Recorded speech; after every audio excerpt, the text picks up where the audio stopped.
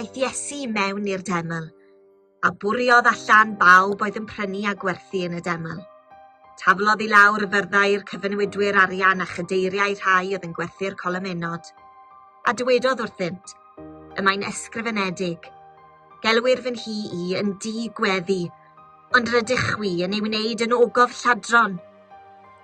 A daeth deillion a chlofion ato yn y deml, a iachohoedd hwy. Ond pan welodd y prif offeiriad a'r ysgrifenyddion y rhyfeddodau a wnaeth, a'r plant yn gweiddi yn y deml, Hosanna I fab Dafydd, aethant yn ddig. A dywetsant wrtho, a wyt yn clywed beth y mae rhain yn ei ddweud? Atebodd Iesu, y dwyf. Ond ydych chi erioed wedi darllen o enau babanod a phlant sugno a darperaist fawl I tŷ dy hun? Yna, gadawodd Iesu hwy ac aeth allan o'r ddinas I Fethania, a threuliodd y nos yno.